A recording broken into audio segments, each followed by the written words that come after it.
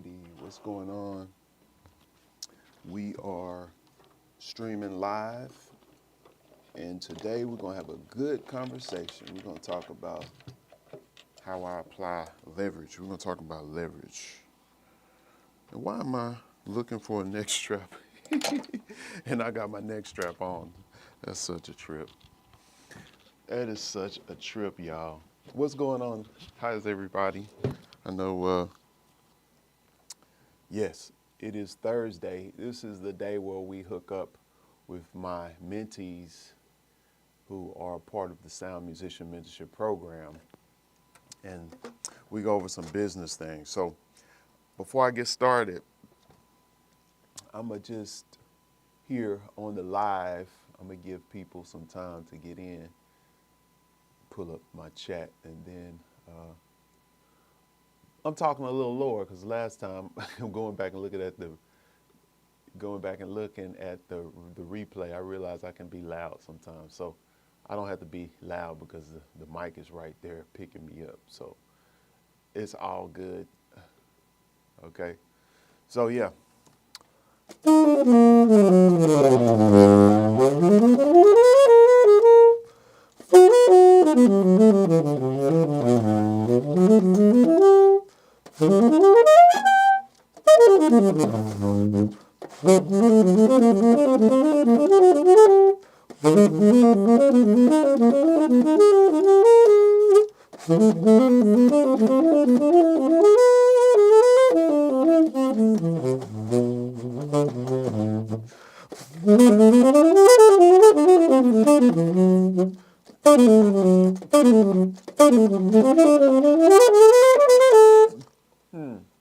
Man, it's going to be a good one today, a good subject matter. I'm going to talk about how I apply leverage in life. We're going to define what leverage is, and then we'll give you some different examples of leverage within different contexts. All right. What's going on? Welcome. As you come in, give me a like and send a comment in so I'll know that you're watching and know where you're at.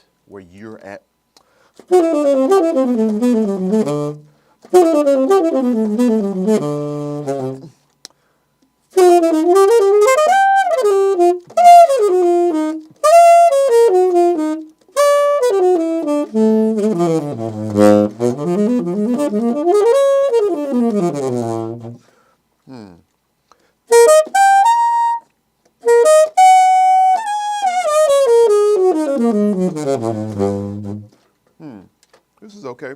I've been practicing.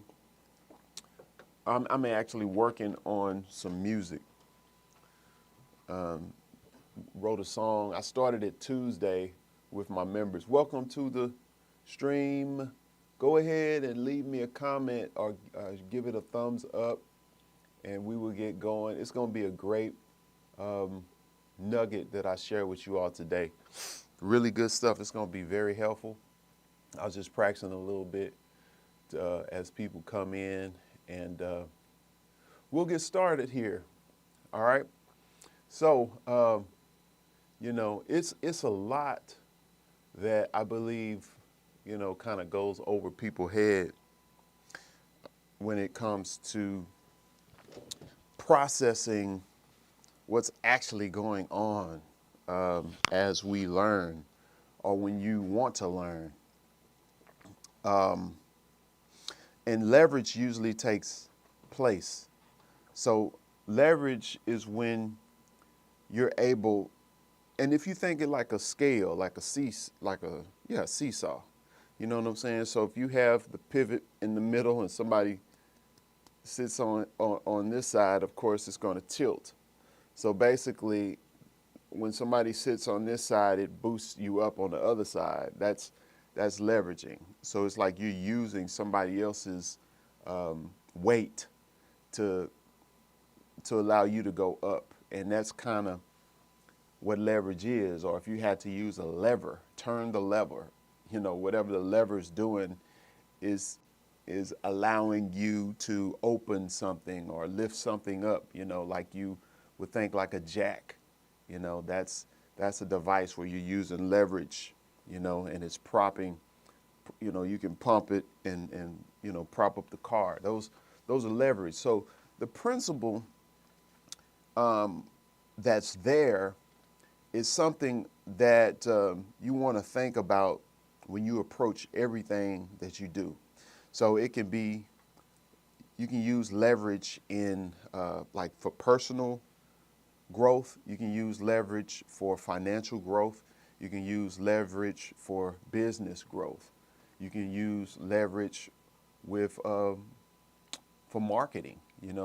With relationships with friends. And so I was really thinking about this, and first and foremost, like the ultimate leverage is, you think about the knowledge and what you are aware of in our own brain and memory. You know what I'm saying? Our storage, like, it comes from our experiences and our teachers, our parents, and friends and influences and things like that. So, and our own personal experience from what we studied, you know what I'm saying? We're continuously, some of us are growing, you know what I'm saying? So I think the principle, when you, even as a teacher, because I think about these things, I think about how the process, what is the process when you learn something? And as you learn something, when you're able to implement those things and actually do it, practice it, put it into play immediately, then you actually learn from doing, And so even when you apply like something practical, here's a application of leverage, right? When I hear a song from a master, somebody who's spent over 10,000 hours, very experienced in playing or whatever, I listen to them and I learn what they play. I learn it. And so what happens, I'm wrapping my mind and understanding around their mind and understanding. And so it challenges me. And so what I have to do when I play music, I'll try to play some of the things that I've learned. And I get some feedback from that. It like changes my brain chemistry, neuroplasticity happens. You create new wiring every time you learn something.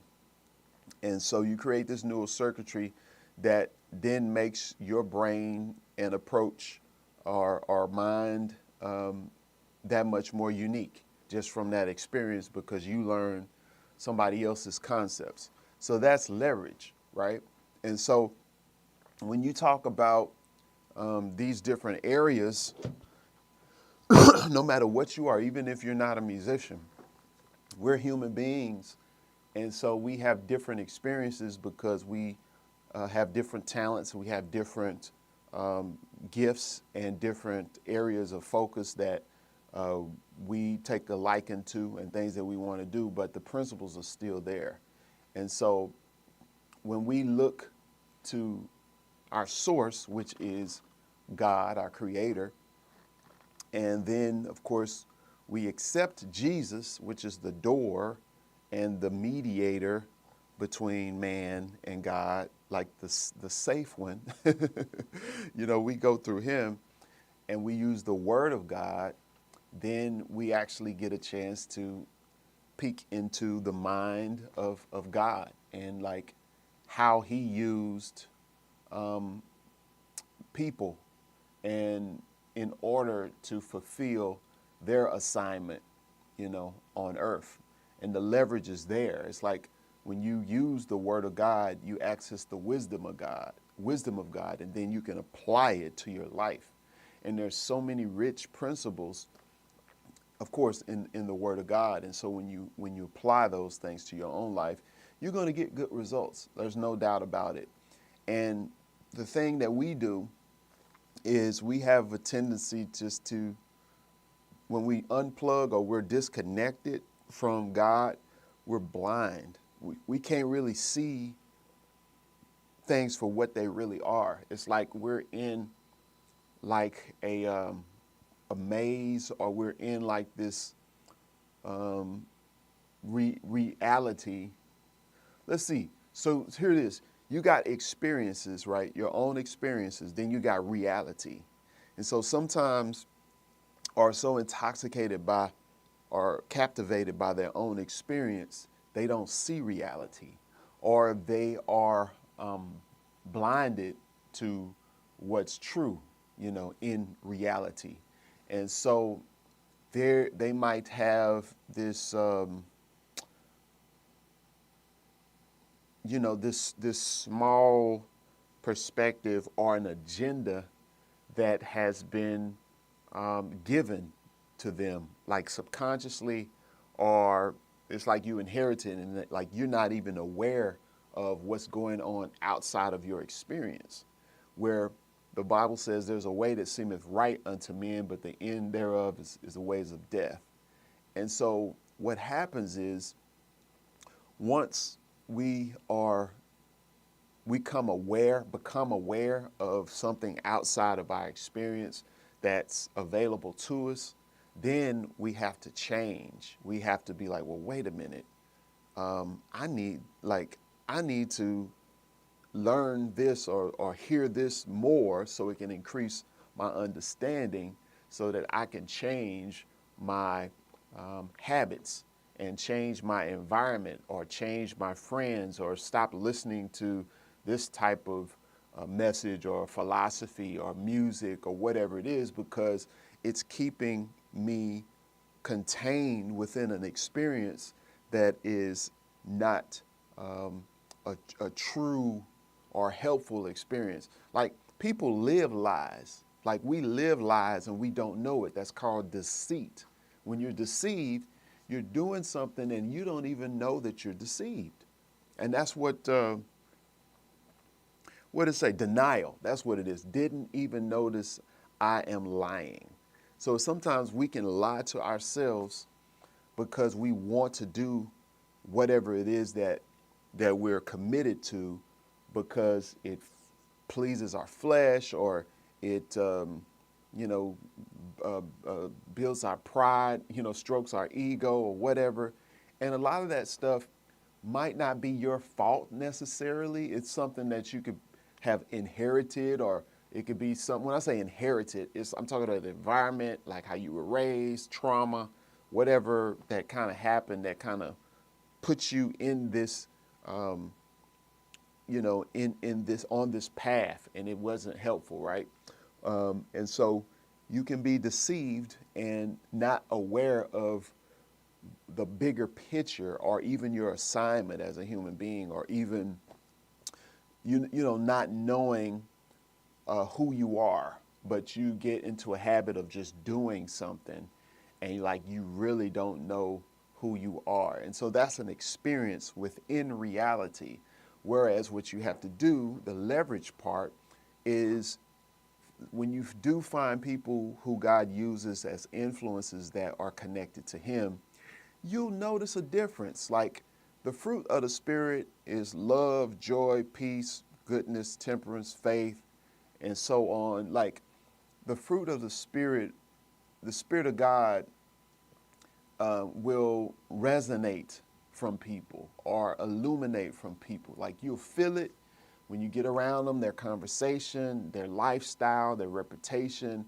When you start seeing that their fruit is in line with God, even if you don't have a relationship with God or don't even understand how all of that stuff works, God will use people who then can encourage you to connect with them, learn from them.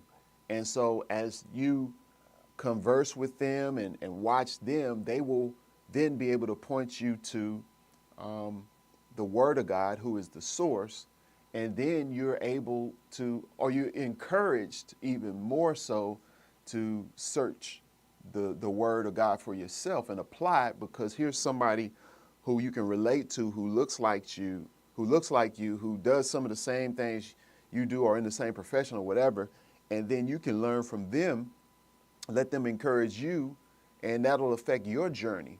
Because what has to happen is a paradigm. That's what I was wanting to say. So it's like a paradigm shift. So a paradigm, it's an experience, right? Um, and sometimes we have these encounters with people, and we have these encounters in places, environments, where we find that it's another way of doing things, or it's like a bigger perspective, or something that's outside of what you're normally doing from day to day. And you might discover, with the whole point with underscoring this talk, is leverage, right? You might see people who are applying leverage in their relationships, partnerships with people, and business, like I was, or financial. People use leverage with using credit. People use leverage by starting a business and getting business funding. People use leverage by other business owners, resources and things. So once you start meeting these people, of course leverage with faith and spiritual things, because you have people who have been in a relationship with the Lord for a while and been walking with him for a while, and you can see that they have the fruits of the Spirit, and they got good reputation and all of those things, and you can see, wow. And so what happens, the paradigm shift is like, man, I need to be implementing this into my own life. I need to, what I'm saying? So this can be working for me. And so the beauty about our lives, God will use others, and then because of us being able to relate with those people, he will give us like a model, right? And we're not perfect, you know what I'm saying? But the thing about it, God still will use people to help others people. And that's what God had to do with Jesus, to come into the world as a form of a man, and live a sin-free life, and give us that example, you know what I'm saying? And then he made disciples who followed him, and those disciples went out and they spread the gospel. So that's how God works. That's his strategy, or that's his approach. And pretty much the same way the devil perverts that as well. So there's an opposite example of that, where, the opposite way is, the way that the enemy is able to entice man is through the lust of the flesh, the lust of the eyes, and the pride of life. So what does that mean? Go back to the beginning, when Eve ate from the tree, with the fruit from the tree of the knowledge of good and evil. The thing that was interesting about that, he deceived her, and she repeated what her husband told her. We should not eat from this tree, because, he said that some saying, this is what Eve was saying to her husband, said that my eyes will be open and will be as God's. And what did Satan say in the form of the serpent? What did he say? He's like, you won't surely die. He knows that when you eat that fruit, you'll be as God. So he twisted it. He turned it around where Eve, he made Eve feel like she was missing out on something, or that God was keeping something from them, like they didn't have everything and have it made. And so she was deceived, and she ate the fruit because she looked at it. This is where I was getting to. She looked at it and saw that it looked good. It was pleasing to the eye, lust of the eyes, and she thought it would be good, feeding her flesh. And she thought it'd be an opportunity to gain some wisdom, or some knowledge that wasn't already available to her. And so she ate it. And then she got her husband to eat it. She influenced him, and he was disobedient because he did the opposite of what God said. And so that opened up the floodgates for the enemy to have access to us men, right? And so it's been a war every sense between influence. So, but saying all of that to say, you got two worlds, right? You got two, we always have choices, like to make good choices or to make bad ones. And so our choices are based on our desires, what we want. Not everybody, you would think that everybody would want good or everybody would want God. And so people are deceived to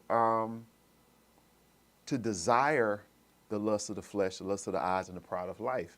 You know what I'm saying? So the perversion of of God's creation is at play, and the influence is coming through, of course, the devil, but when the Bible talks about how Satan is the god of this world, and anybody who is deceived, they're deceived because of the devil has blinded their minds and their eyes.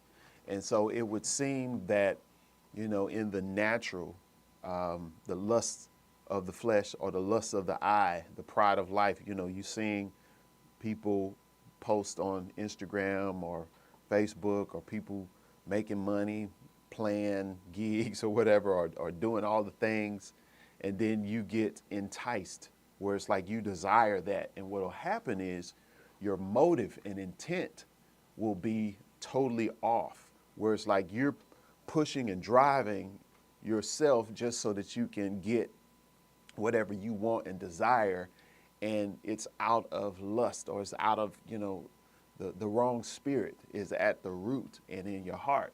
And also because you don't know who you are, you have deficits to where you're trying to pursue these things to prove to people or even yourself that you're valuable. And that's the problem.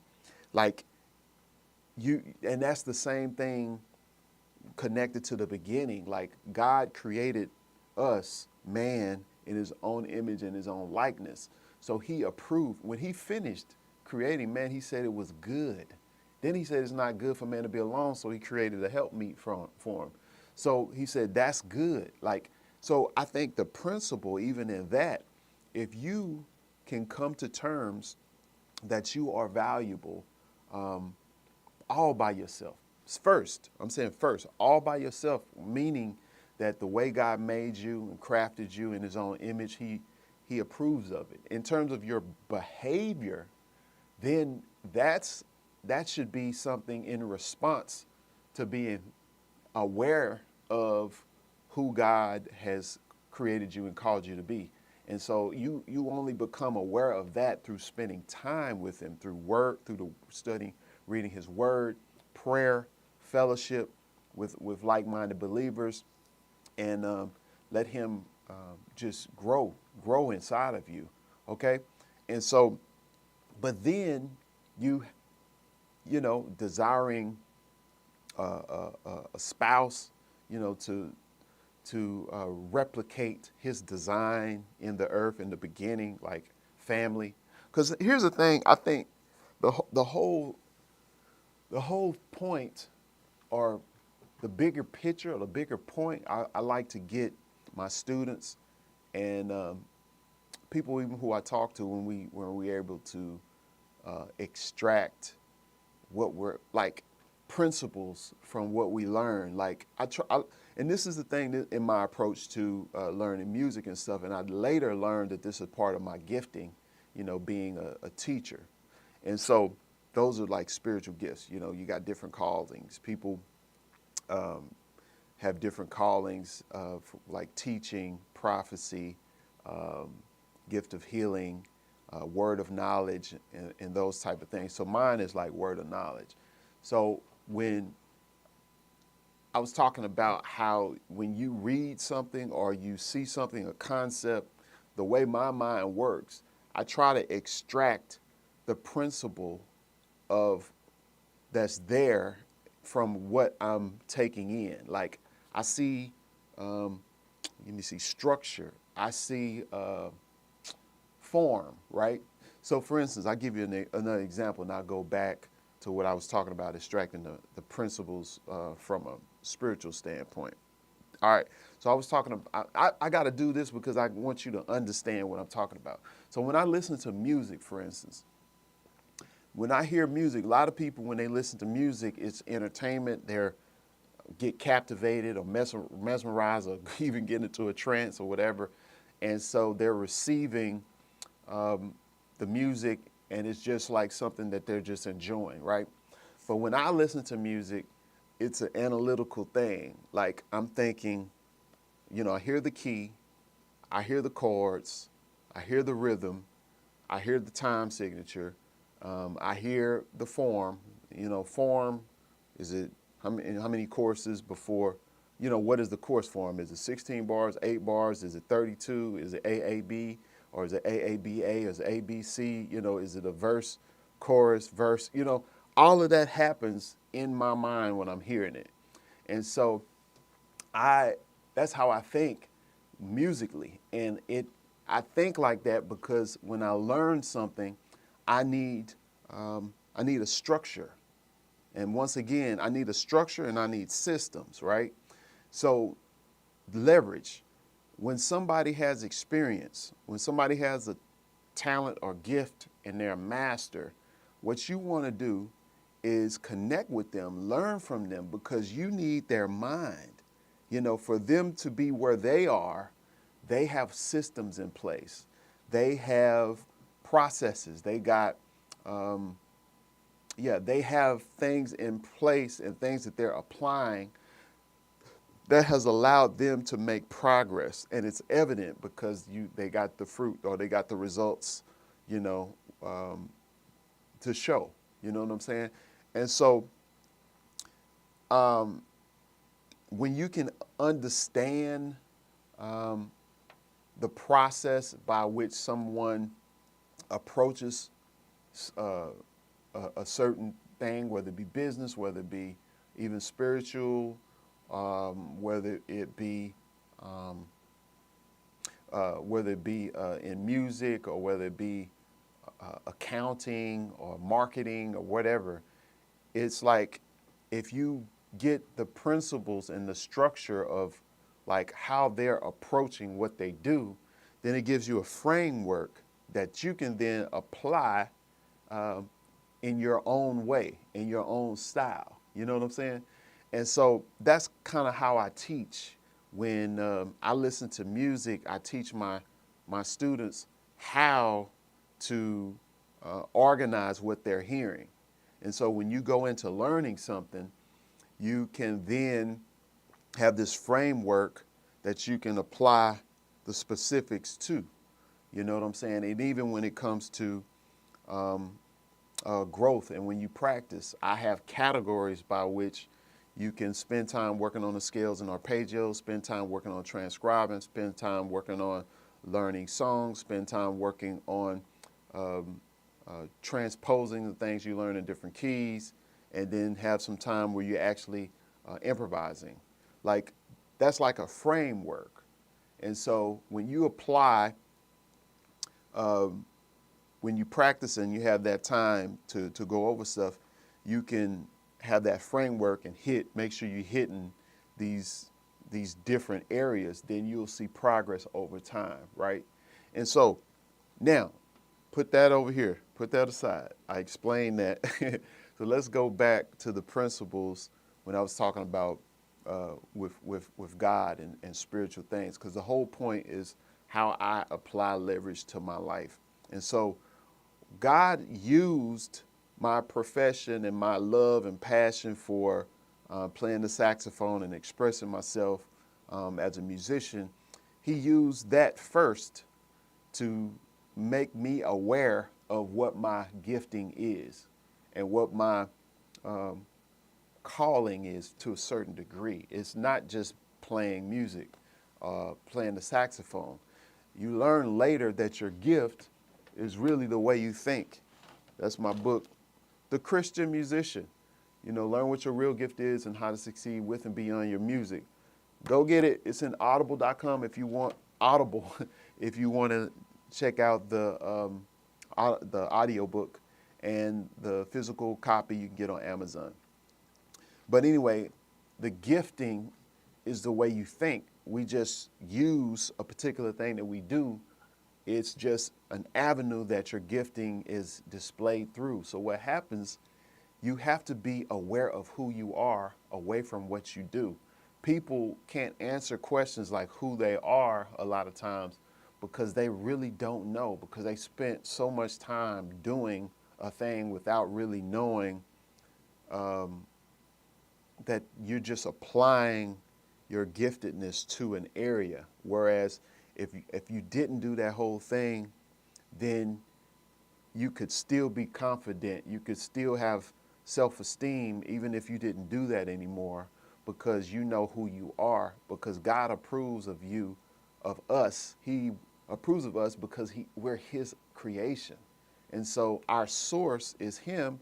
And if we build ourselves up in his truth and his word, then we'll know that we need to function as good men, women, husbands, wives, fathers, mothers. That's like the message. That's what I talk about in the book.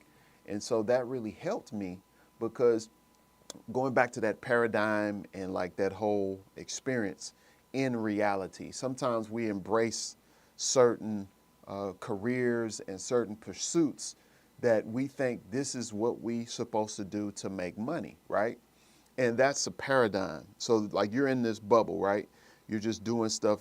Cannot speak, as a musician, we think I'm just supposed to play gigs, teach music, and do records, right? That could be my paradigm. I think that I'm quote unquote called to be a musician and all of that.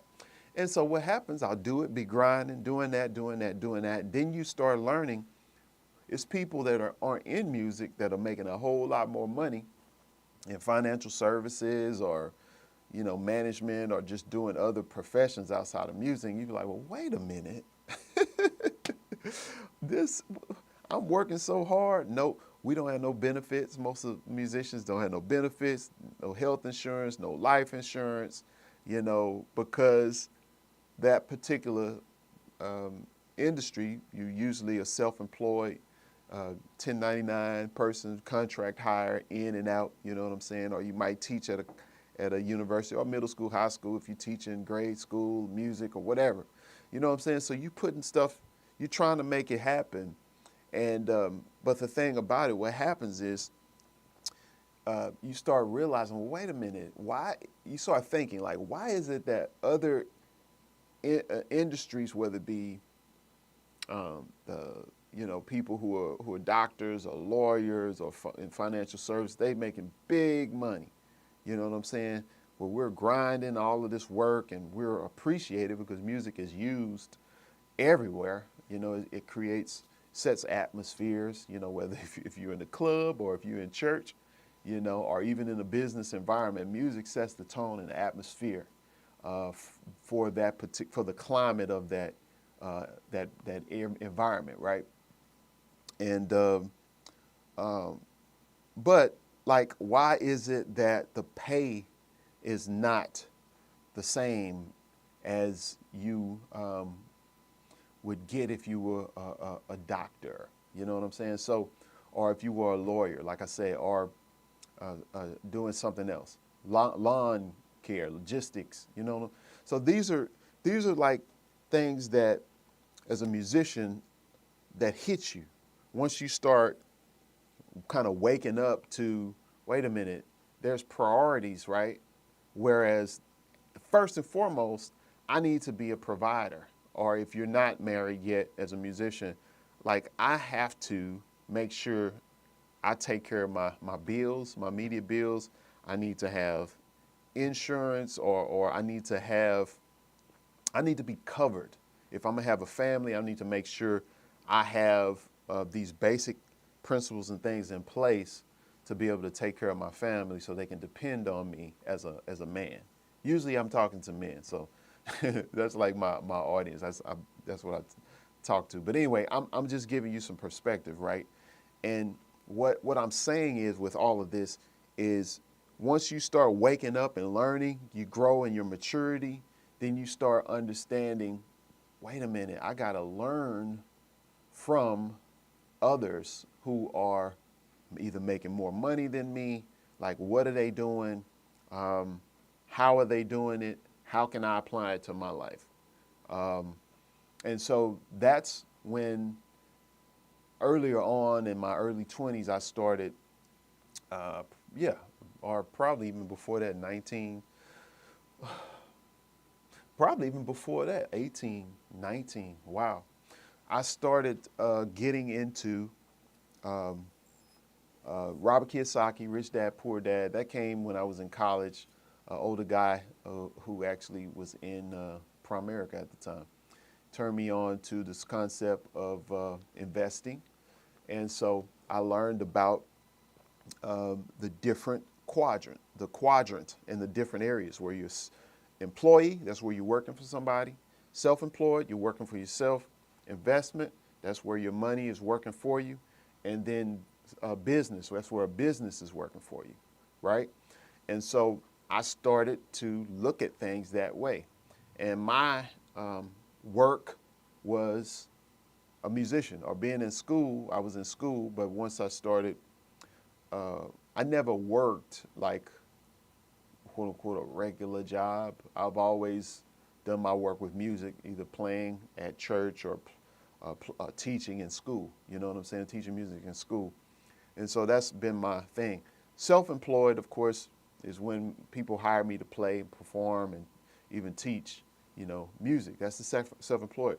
But I got involved first with investing and putting money aside in mutual funds, and later ETFs. And then I got into real estate investment trust. Then I got into real estate, and then it just opened up from there.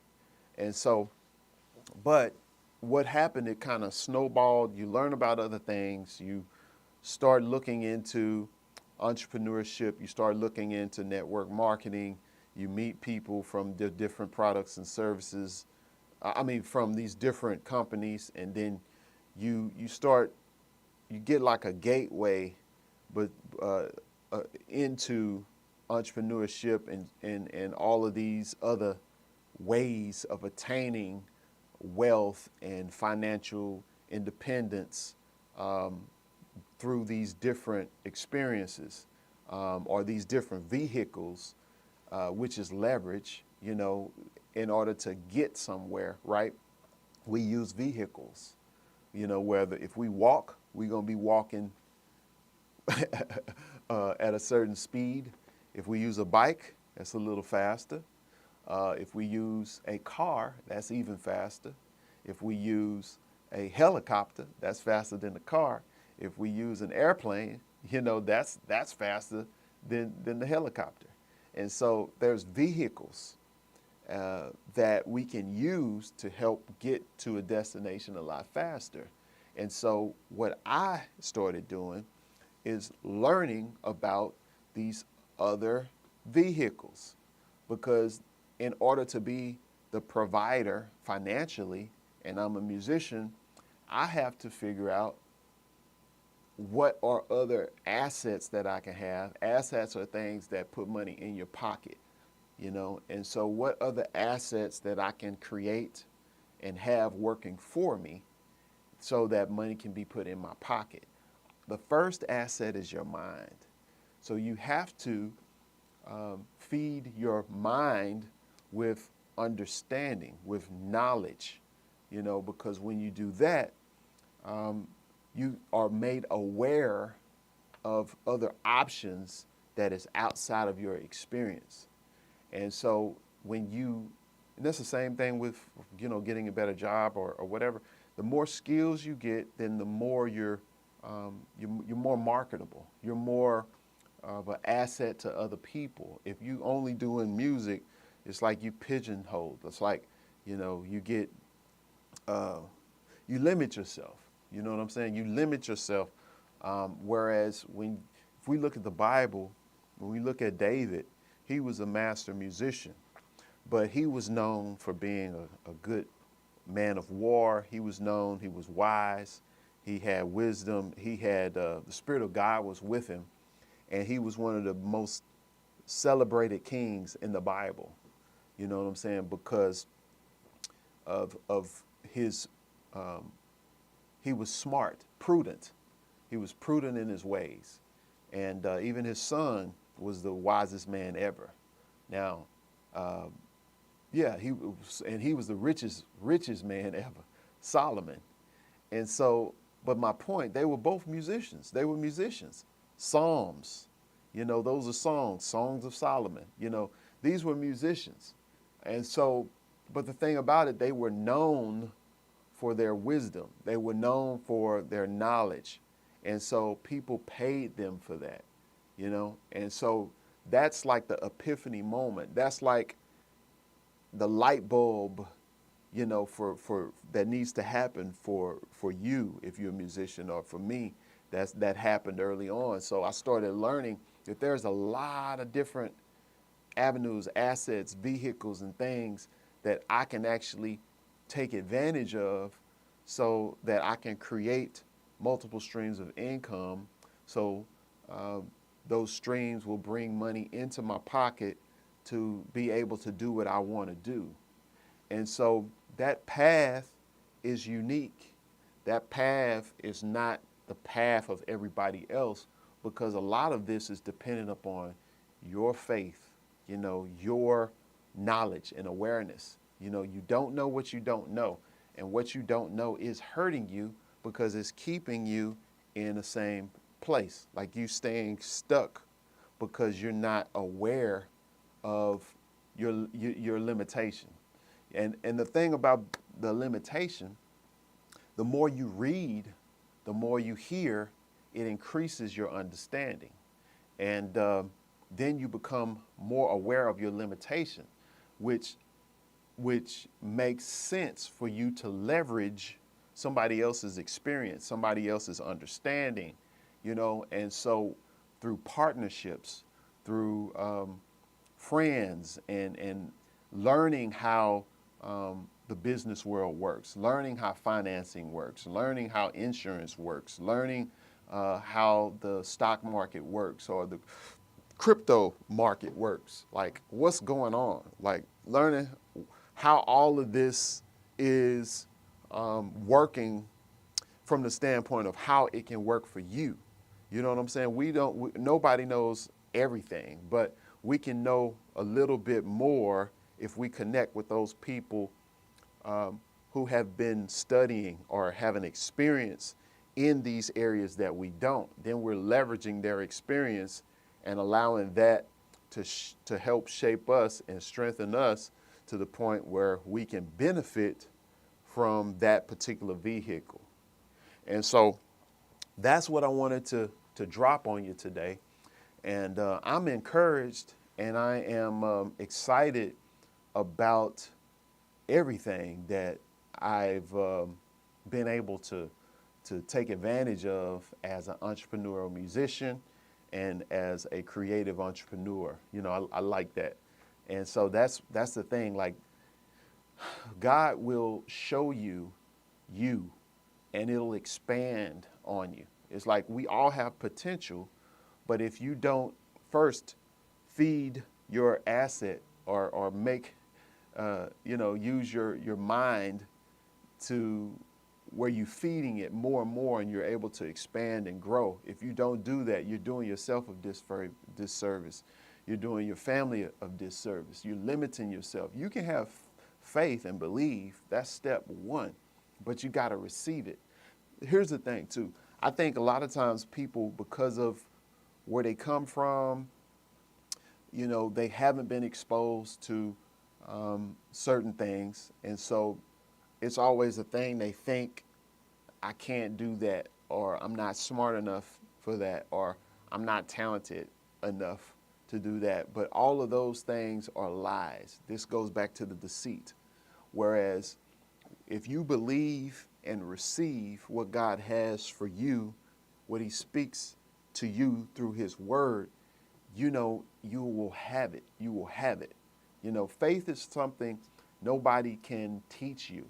Like God will draw people to himself. Like, and people's hunger and thirst, that's personal. Like, you got to desire him. You just like people desire the wrong thing. They desire the things that are perverted because inside them, the heart, like the Bible says, deceitfully wicked. Who can know it? Like the tongue, of course, is what you speak will always display what's in your heart or share what's in your heart. The spirit of what's in you is going to always come out. But the thing about it, I'm saying, you have to get to the root and the heart of your intentions. And if you haven't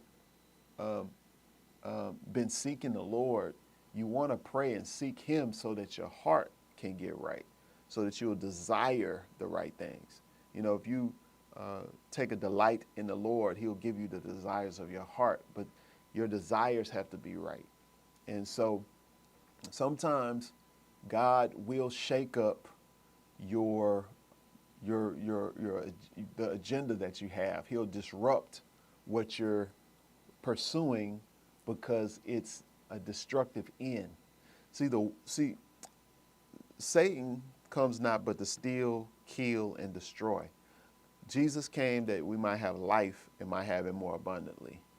And so there's a constant war for just being made aware of that. There's so many lies and deception that gets or will stand in the way of people understanding or coming to that awareness. People spend their whole lives deceived, and once they finally surrender, or once they finally come to the light, then they start realizing, man, I've wasted all this time. Everything that I was doing was in vain, and that's really because you wanted that. It's like you desired that lifestyle.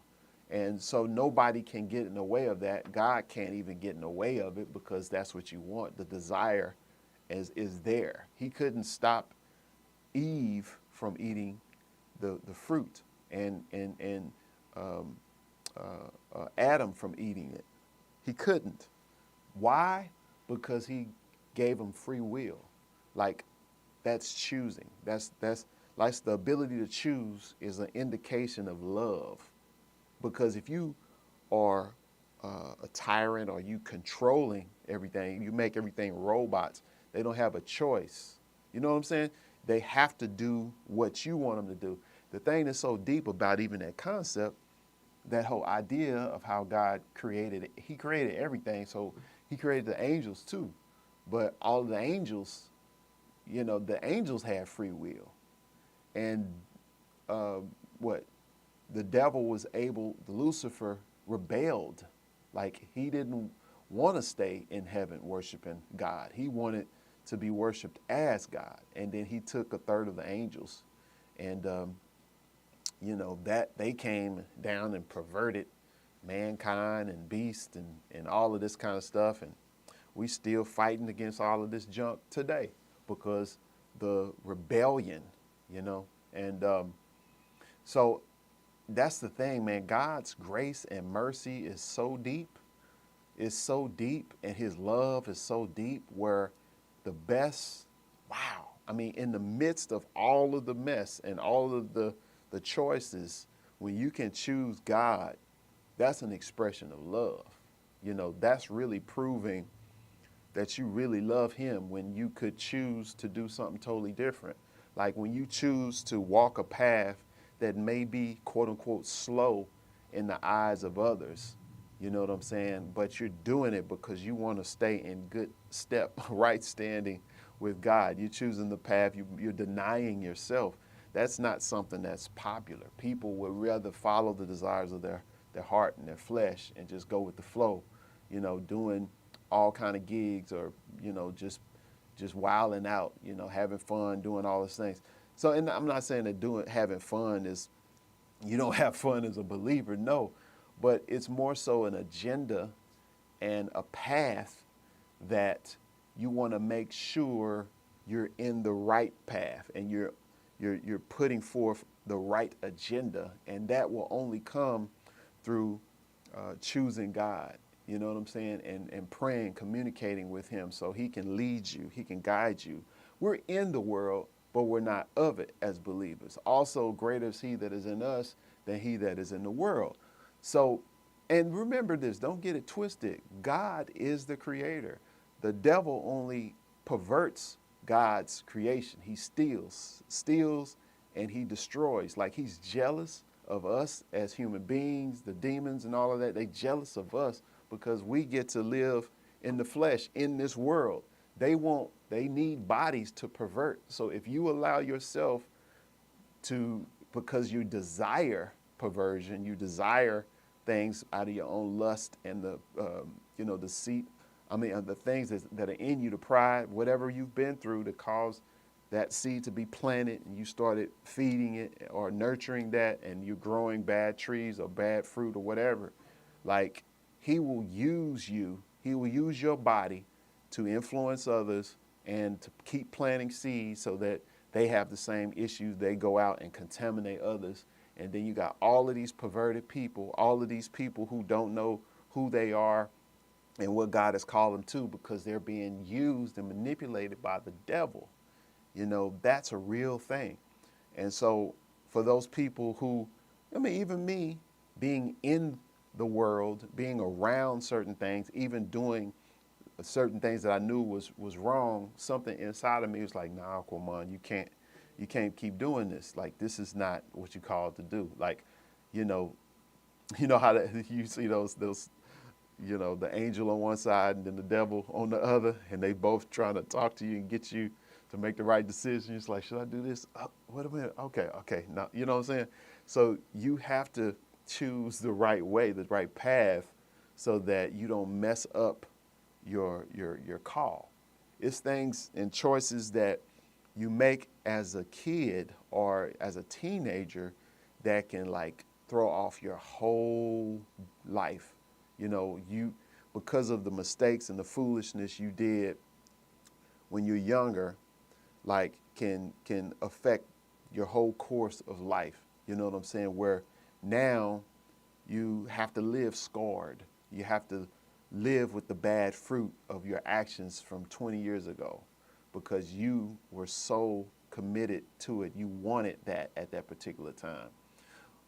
Whereas God's way, he wants us to have an expected end. You know, he said, come unto me who are heavy laden, for my yoke is easy and my burden is light. You know, so God's way is the best way because he designed us. And so you have to first start with that leverage, use the word of God and be faithful to him. And got to make those tough decisions and say no. Cut off certain relationships, cut off certain entertainment that's not the right spirit, that's not pure, that's not feeding you. And it's even to speak to that, like, why do you need to be entertained all the time? Like, why not learn something that's going to increase your knowledge and your skill, you know? And I'm not even talking about things that are all the time biblical or spiritual. What I mean by that, like sometimes you need to be made aware of business and finance, how that works in this world, the systems of the world, how did that work? Because you need to have a natural job or profession that's going to produce income for you. So the priority is not entertainment. Like, that's an industry. That's an industry that's making money off of humans desiring to be entertained. You know what I'm saying? My pastor said, being detained while something enters you. So there's an agenda in that. So you need to be made aware, once again, of how things work, the principles, the framework. If you're not aware of it, then you're just like an automaton, or you're just like a pawn. It's like you're just going with the flow based on whatever, the world throws at you. And you best believe that's a big money-making industry, like when you do not know who you are. when you don't know your identity. You know, they can continuously have you as a customer for life, bound for life. And so God doesn't want you to be like that. Like we belong to him. There's freedom. Where the Spirit of the Lord is, there's liberty. So if you don't have the Spirit of the Lord, then you are trapped. You're deceived, you know. So you need to be aware so that you can do what you need to do, because you got to choose to, you know, to do the things that are right. All right, y'all. That's what I wanted to talk about today. Was it helpful? Let me know if y'all enjoyed it. Please leave me, send me a comment. You can share it. And that's it for today. And we will see you on the next one. We have a call tonight for those people who are part of the mentorship program. We're going to talk about some copy trading tonight. So if interested, if you missed this, you can actually just hit me up. We do it every Thursday. Sometimes I'll go live and I'll introduce, send it out, invite people who aren't a part of my mentorship program. I'll get them to come in and have a sneak peek on what we're doing. So if you are interested in any of those things, just reach out to me, info@QuamonFowler.com or info.QuamonFowler.com, where you can get more information about me and what I do. All right, then. We'll see you on the next one. Peace.